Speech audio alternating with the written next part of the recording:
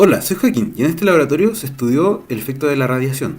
Primero hay que recordar algunos conceptos importantes, como por ejemplo que el flujo de calor que se produce debido a la radiación se puede definir como el área superficial multiplicada por la emisividad del cuerpo, multiplicada por la constante de Stefan-Boltzmann, multiplicada por la temperatura superficial del cuerpo a la cuarta. La constante de Stefan-Boltzmann tiene un valor aproximado de 5.67 por 10 a la menos 8 watts por metro cuadrado Kelvin a la cuarta. Y la emisividad se puede calcular como el flujo de calor o energía que produce el cuerpo dividido en cuánto produciría un cuerpo negro a esa misma temperatura. Debido a las distintas geometrías y configuraciones que pueden haber entre dos cuerpos, se utiliza lo que se llama el factor de forma. Este sirve como una ponderación del calor que se transfiere de un cuerpo al otro y se calcula mediante esta integral, donde f sub i j es el factor de forma del cuerpo i sobre el cuerpo j. Una propiedad importante en el factor de forma es la de reciprocidad, que dice que el factor de forma de un cuerpo i sobre un cuerpo j por el área de i va a ser igual al factor de forma de un cuerpo j sobre un cuerpo i por el área de j.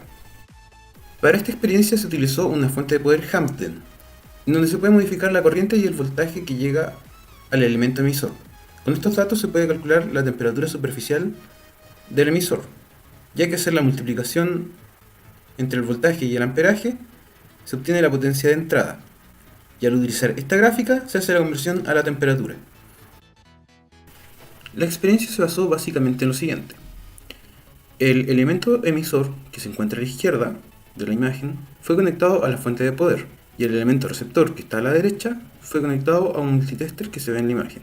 En la fuente de poder se ajusta a 6.4 A la corriente, y luego se espera un cierto tiempo, alrededor de 15 minutos, para que se estabilice el voltaje. Transcurrido este tiempo, se mide el voltaje, tanto en la fuente de poder como en el multitester que está conectado al elemento receptor.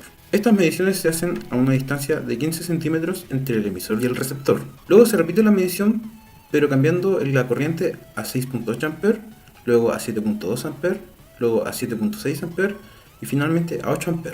Tras esto, se aleja en 15 centímetros más el elemento receptor del emisor y se vuelven a hacer las mediciones para las mismas corrientes que en el caso anterior. Luego de eso se gira el elemento receptor en 20 grados positivos y se hacen las mismas mediciones. Finalmente se gira en 20 grados negativos el receptor y se hacen de nuevo las mediciones.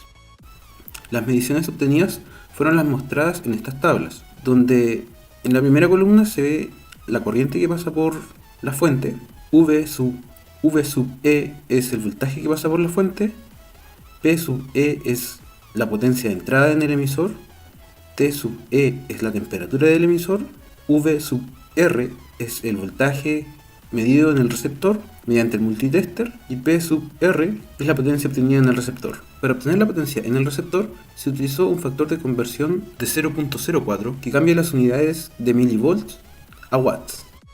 La emisividad del elemento emisor se puede obtener a partir de la ecuación presentada en un principio, es decir, dividiendo la energía disipada en la energía que se disiparía si es que este fuera un cuerpo negro, dando un resultado de 5.40787 por 10 a la menos 5. Por su parte, los factores de formas se pueden calcular como el flujo que llega al receptor dividido en el flujo que sale desde el emisor.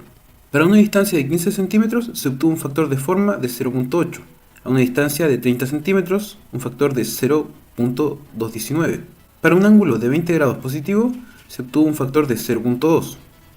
Y para un ángulo de menos 20 grados, se obtuvo un factor de 0.161. A partir de las tablas se puede obtener una serie de conclusiones. Por ejemplo, la energía detectada por el receptor al aumentar la distancia al doble disminuyó en un factor 4 aproximadamente, es decir, la energía que recibe tiene que ser inversamente proporcional al cuadrado de la distancia. Ahora, al cambiarle el ángulo al elemento receptor, se vio también una disminución de la energía que éste recibía. Esto es debido a que las ondas electromagnéticas que acarrean esa energía tan solo afectan a la proyección del área que es normal a ellas.